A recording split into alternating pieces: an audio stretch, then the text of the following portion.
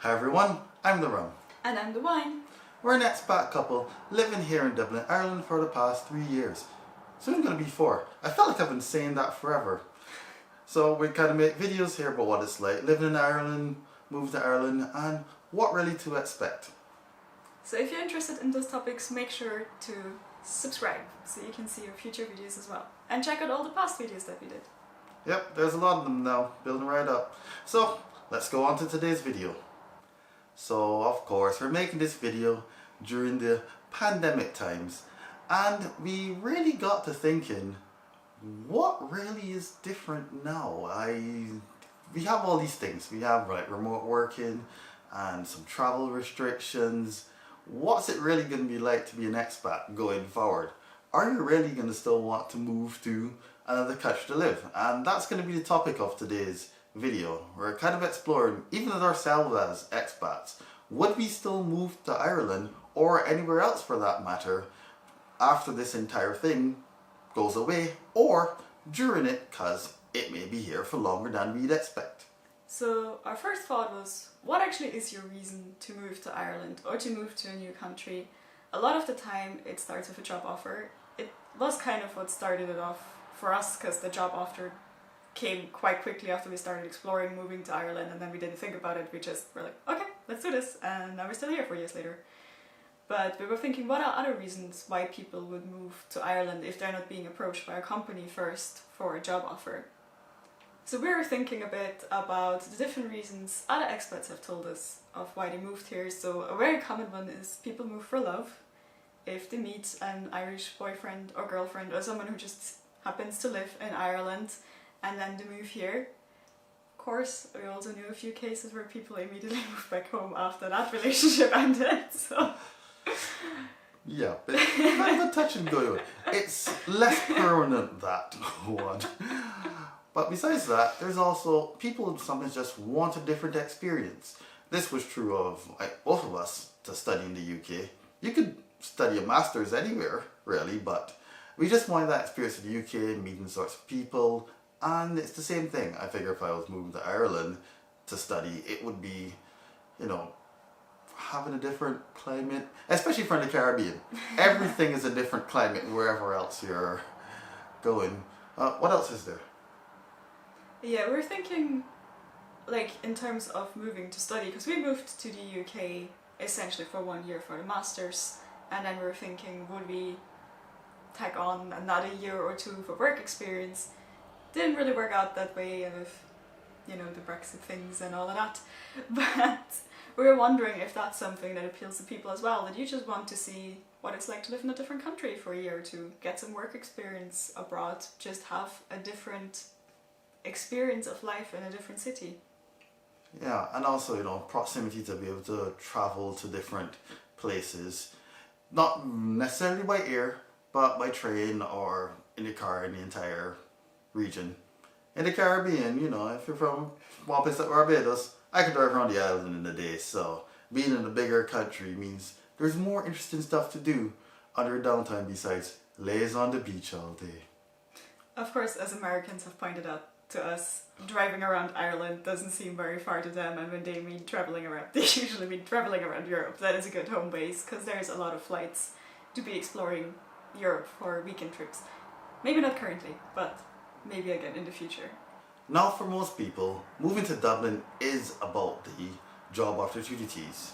And now with remote work being so prevalent, including us, we're here at least till late July, August, working from home unless that changes. So the main question is that if you don't need to go to the office, then why would you actually move? It changes a lot of things, especially where you decide to live. Even if you move to Ireland and you don't need to actually live in Dublin close to the tech centres, does that mean you can live in the countryside? These sort of things have really made us think about some of the reasons we would pick some of the places we've decided to live before. All the time it's in close proximity to work. Without that commute, what does that turn into? Amazingly, you now have other options like, would you like a better view? Would it be part of the community? Would you like more green spaces so you can get out? this whole thing turns the entire situation kind of upside down from what you would usually think of as an expat. And especially I feel like with Ireland, because whenever people message us, it's often, I feel like there's two groups of people. There are the people who want the Dublin city life, the going to the pubs and nightlife and all of that. And then there are the people who are like, I really love the countryside, I love that there's sheep everywhere and not people, and I don't have to talk to anyone. And it feels like they're very two different extremes, but then when you start looking at jobs, most of them tend to be in Dublin because it's the capital and it's pretty much the hub for a lot of companies. And there are maybe smaller hubs like Cork and such. But what a lot of people really seem to want is they dream of that house in the Irish countryside, not a soul around. So maybe remote working could actually make that happen. And what comes with that, of course, is, because another question we get a lot from people in messages is like, how easy or how expensive is it to buy a house?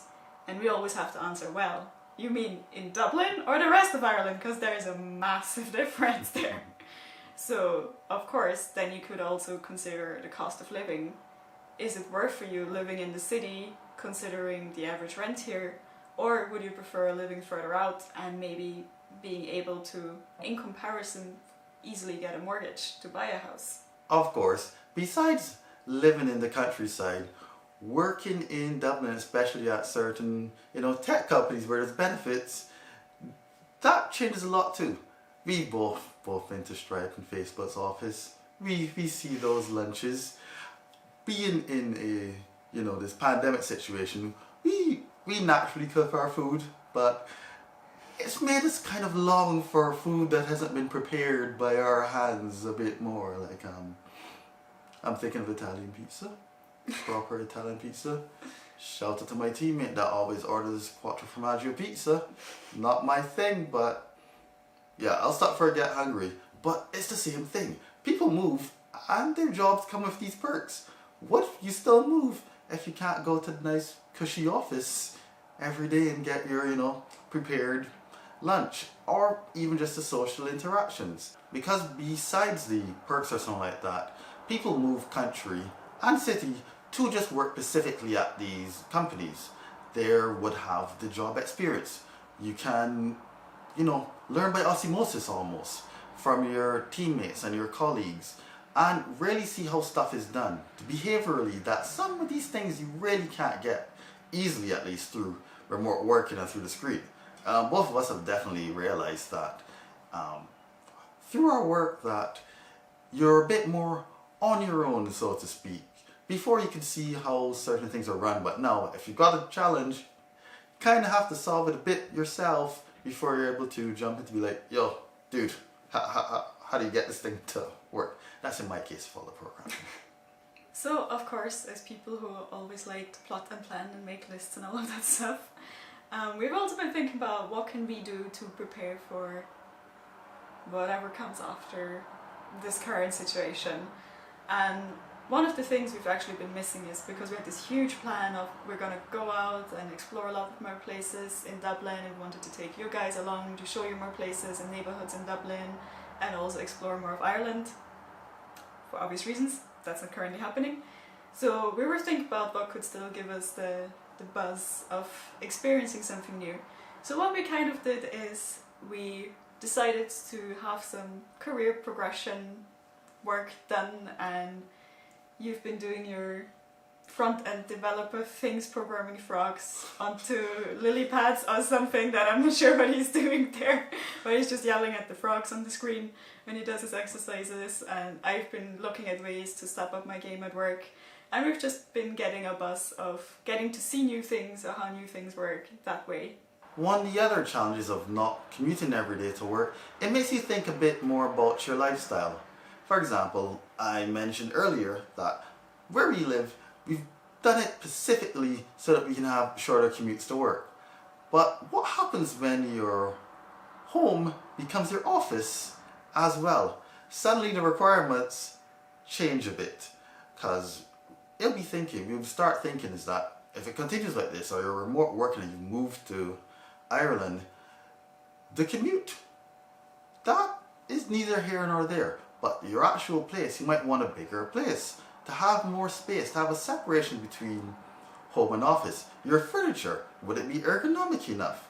And of course, your lighting, your moods, etc. That office environments do provide, a greater level of these things that are well thought out to entice us little employees to go jumping in and be like, yes, sure, we'll work for you. But without it, your home kind of has to do this dual function of where you live and work. So it also makes the actual flat search a bit more difficult, again, because you're thinking about these two functions simultaneously. Incidentally, this week was also the week that, well, actually last week for you guys, would also have been the week that Facebook would have announced that, sure, they're going to let a lot more of their workforce permanently be remote workers. They also introduced this interesting idea where your actual compensation for the job could be based on where you actually work from. Now, this opens up a whole can of worms as expats come in to live and work in a city, because I think they're thinking is that depending on where you live, you have different lifestyle and of course expenses. If you live in the countryside, your expenses are lower, or at least they should be. The cost of living is lower, and they would want to pay you somewhat in line with that. So the crazy thing is that if you're there working remotely from, say, your home country or another country, you're probably, if this trend catches on, be making less money than if you were actually living here in the same country in the city. This adds yet another layer for us poor expats to think about of where you'd want to go and travel for your job. Be in the city, get more expenses, or vice versa. I think for us personally, as long as you're working for a bigger company, I think you should be paid more. But if it can easily cover your lifestyle, even if you live in the country, I wouldn't feel as badly about being paid less than if I was living in the city. What do you think? It depends, because the thing is, if your salary is higher, because when we were talking about it yesterday, we were saying that basically means your salary gets judged based on where you choose to live rather than what your skill level is. So if you're being paid basically by where you live, you could get a higher salary by moving, but also with the highest salary, because if you know us by now, you know we like to talk about finances and expenses and where you can reduce them and manage your money and stuff. Because with a higher salary, potentially, if you are interested in managing your money that closely, you could at the end of the day have more savings if you adjust your lifestyle to that and find a way to make it work for you that still, of course, is a good lifestyle for you without being overly frugal. You have more opportunities there versus in the countryside where you're stuck with the lower salary, where maybe if eventually you do want to move to the city, or I don't know, you need to do big repairs on the house that you bought because it was cheaper, and it can be tougher to afford because the salary doesn't match it, even though you do the same job as someone in Dublin who makes much more than you, which seems kind of unfair. Skills versus location. Interesting. So, of course, we know when all of this started happening, a lot of expats were thinking about, do I actually still want to live here? Do I want to move back home? Austria was very clear in their ads on Austrian newspapers, like, this is your last chance if you live abroad as an Austrian. Come home now or stay where you are. We're not letting you in. This is your last chance. So, it felt very much like you have to make a choice. Austria or Ireland, what is it? Where are you going to go? For I don't know how much time. So we decided obviously to stay here because we're still here. But I think it did make us think about what is the reason we still want to live in Ireland and what is it we love about living in Ireland. And I think for us, even if like the first initial reason to move here was because of the job offer and we were just interested in moving here before, I think the real reason we want to live here now is just, to put it in Caribbean terms, the vibes of the city. It's just like... Yeah, there was like this wonderful experience yesterday when we were going to the supermarket, and it was this like old Irish lady just talking to someone who she obviously knew, and the person has like hurt their foot, and she's there like giving out these, classic grandma remedies, And you know, I can't do an Irish accent, but it was just there and beautiful. Just like, yeah, that's why we're here. Getting lovely, you know, information on how to take care of yourself in the middle of a supermarket. This is the entertainment we are here for. The vibe we are here for. We love this stuff. Yeah, it's amazing because we live, technically speaking, we live so super central in the city center, and yet it feels like we're living in a village. Like, when you go to the supermarket, you feel like all the old people know everyone. The cashiers they know them all by name. I don't know if it's just an old people thing, but it just feels like everyone knows each other. People stop on the road in the city center to yell at each other, to say hi, and things like that. It just, as a countryside person, I just feel very much at home in Dublin, while getting all the city benefits at the same time. Mm-hmm. Well, besides that, you know, so far it's looking that we're not going out as much and, you know, doing all the craziness that we would have liked to do. But we figured for 2020 we're going to focus a lot more on these other aspects of living as an expat.